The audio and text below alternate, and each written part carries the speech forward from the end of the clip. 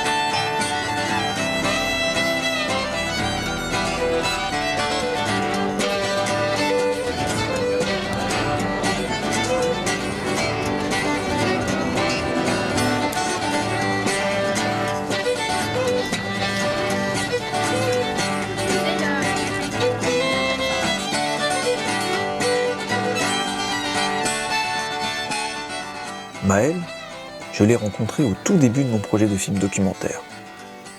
Nous avons échangé quelques mots, puis nous nous sommes recroisés, ici et là, sur le site de Saint-Vincent-de-Paul. Au fil du temps, j'ai senti en lui le désir de filmer, de raconter son histoire autrement que par la peinture. Je décide alors de lui prêter une petite caméra, pour qu'à sa manière, il aille à la rencontre des grands voisins.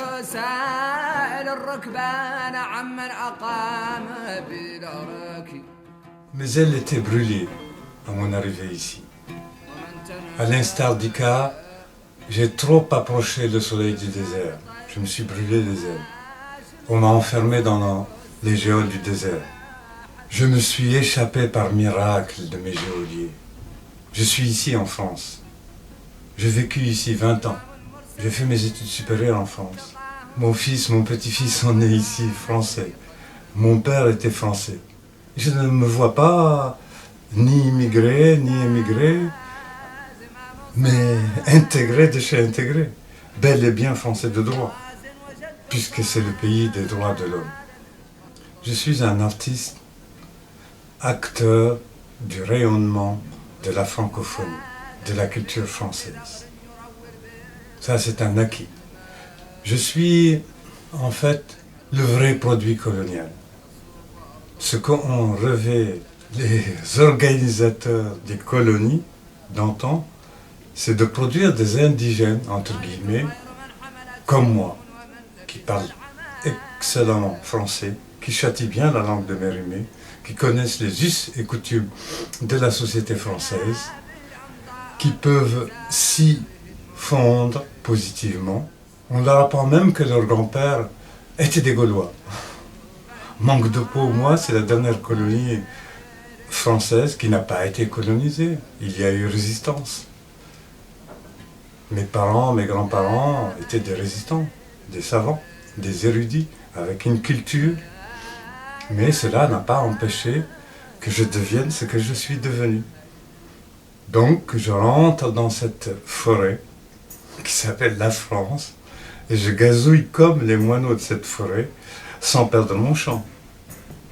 Et l'alliance des deux cultures est tellement belle que ça vaut la peine d'y aller encore plus et encore plus, produire encore plus du beau. Qu'est-ce que je peux faire pour toi? Qu'est-ce que je dois répondre?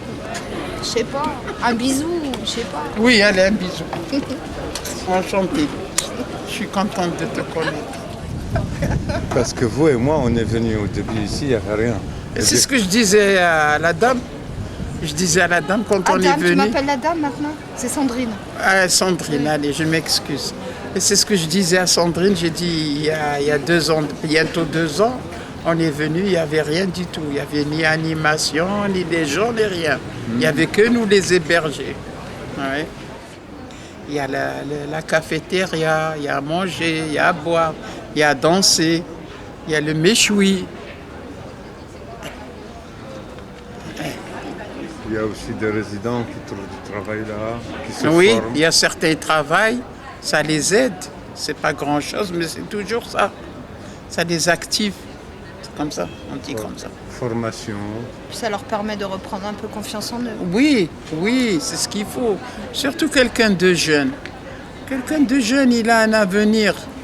Il faut qu'il se forme, il faut qu'il ait le courage. C'est manger, dormir ou de rester sur place, c'est pas ça qui va améliorer son mode de vie. Faut faire. Faut faire. Et avoir le courage aussi. Et toi, il t'en reste du courage? Moi, j'arrive à la fin de ma vie. Hein. Je suis âgé. Hein. Le courage, c'est jusqu'au bout. Je suis arrière-grand-mère. Hein. Alors donc, il t'en faut du courage. Ah oui.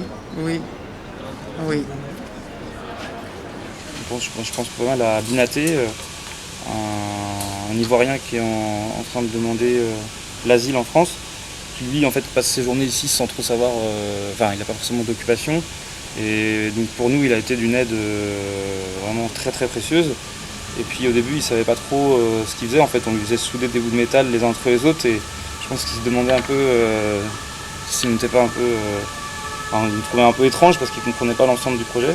Puis à la fin, quand il a vu la structure monter, ça a été hyper valorisant pour lui de pouvoir dire qu'il avait participé à la construction et tout. Donc c'est vrai qu'il y a vraiment une notion d'aventure humaine, quoi. Je me suis dit qu'il aurait été intéressant cet été d'aller un peu voir les résidents dans les foyers. Donc j'ai proposé, dans chaque foyer du site, de venir 5 jours faire un atelier théâtre dans le réfectoire ou la salle commune du foyer ou du centre d'hébergement.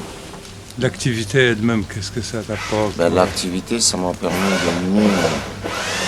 de mieux pouvoir m'exprimer par rapport aux gens parce que j'avais un côté caché un peu timide aussi.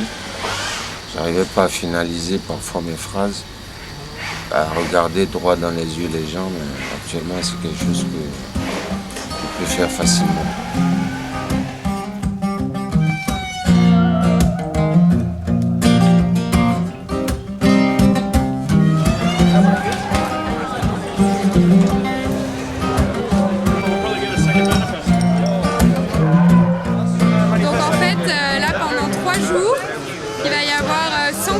Qui sont sur le site, donc ils viennent un peu de partout dans le monde et en fait ils font un championnat du monde de coursiers. Le directeur justement il me disait qu'ils avaient eu des soucis à cause des attentats parce que du coup ils avaient prévu et réservé plein de choses et il y a beaucoup de choses qui ont été annulées à cause de ça. Donc ils étaient contents de pouvoir venir ici sans problème. Thank you for your cooperation. I'm asking again, please. Over there.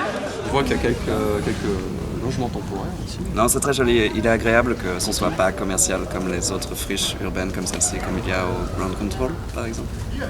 Et on voit que c'est un lieu qui est aussi fait pour les autres et on se sent bienvenu.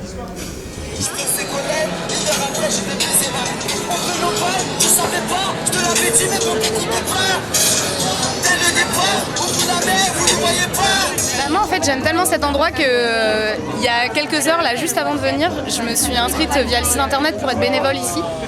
Et souvent je passe tout seul avec le mandoline ou la guitare pour jouer à la musique ici. Et il se trouve que je ne me rappelais plus exactement où était le lieu et que miraculeusement nous sommes passés là. Et que nous y sommes depuis 2 heures, 3 heures. Et qu'on a du mal à partir. Et vous saviez qu'il y a des hébergements d'urgence ici? Pas du tout. Non, on ne savait pas, justement, on a découvert en arrivant. Ouais, pas du tout, du tout. Et je souhaite que ce lieu puisse exister, et même si la mairie ou quelques États voulaient arrêter, il n'arrêtera jamais ça. C'est plus fort que tout. C'est la solidarité humaine, c'est la vie, c'est l'amour. Alors ça, on peut rien faire contre ça. C'est la force des hommes.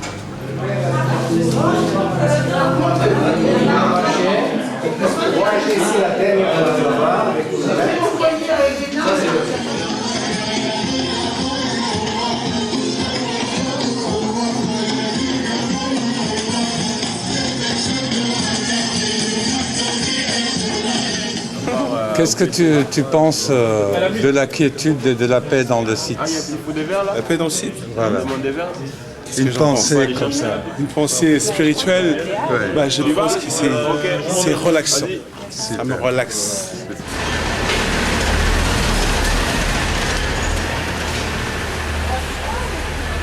Le site survivra, hein, Au contraire, avec l'amélioration qu'ils apportent maintenant, ça va vivre longtemps.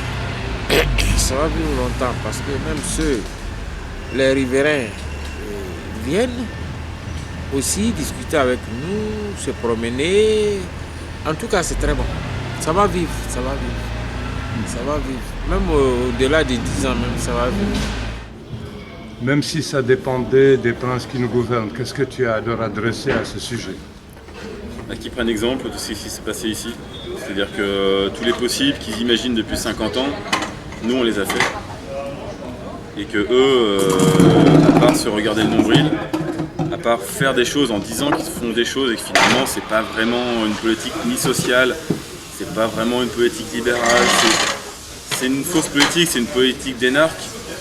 Et il en faut peut-être, mais je pense qu'aujourd'hui ça a été très négatif sur la construction du faire ensemble et que je suis beaucoup plus fier de ce qu'on arrive à faire ici tous ensemble, quel que soit comme je disais, le parcours des uns et des autres, parce que c'est ça la véritable société d'aujourd'hui. La perspective du site de devenir écoquartier est ma foi un beau projet, ce qui met par contre en parallèle, en suspens, nous notre vie en fait au sein du quartier, en cohésion, en écosystème, et donc ça nous force, c'est vrai, déjà à réfléchir au demain ou à l'après-demain, c'est-à-dire où se situer. Dans notre cas, il s'agit en fait d'un box parking pour garer nos vélos. Il s'agit aussi en fait d'un bureau, un espace dans lequel on peut travailler en facilité. Et donc c'est très compliqué pour nous de savoir exactement comment on va s'organiser demain, à quel endroit on va pouvoir emménager, et est-ce que le lieu va se prêter aussi bien, aussi parfaitement que Saint-Vincent-de-Paul peut le proposer. Voilà, le projet en effet des Grands Voisins est juste unique, hors norme, et je pense qu'on en prendra les conséquences positives après coup. C'est très compliqué encore aujourd'hui, même si on a une exaltation, de savoir qu'on vit juste quelque chose d'extraordinaire. Nous, on nous a très bien expliqué que la mairie a autorisé SVP, Yes We Camp, Aurore à créer ce projet et à le développer pour une raison simple, c'est que dans 2 ans, environ 2 ans et demi, il fallait après rendre les lieux, la clé de la maison et qu'ils feraient ce qu'ils ont à faire. Ben, tu vois, au départ, j'y ai beaucoup pensé. Je me suis dit, mais qu'est-ce qui va nous arriver après ici? Est-ce qu'on va nous répartir? Mais franchement, à force d'y vivre, en plus, c'est pas la première fois qu'ils menacent de fermer déjà. Donc, franchement, je vis avec, quoi. Je pense pas au après. Et après, bon, il vient après, bien entendu. Donc, c'est l'immédiat qui compte, quoi. Donc, je vis à plein temps ce que je vis où je suis. J'essaie d'assumer avec, quoi. Lulu, my Lulu, come and open the door. Lulu, my Lulu, come and open the door. For I have to walk in with my old 44, been all around this world. Hang me, oh hang me, I'll be dead and gone. Hang me, oh hang me, I'll be dead and gone. Not hanging that I mind, it's waiting around so long, been all around this world.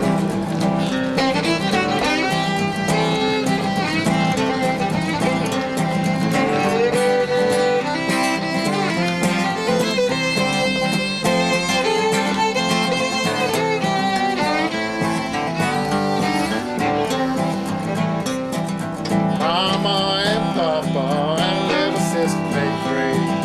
Mama and Papa, little sister make 3. Coming in the morning, that's the last you say to me. Been all around this world. Hang me, oh hang me, I'll be dead and gone. Hang me, oh hang me, I'll be dead and gone. Hanging out of mind, it's waiting around so long.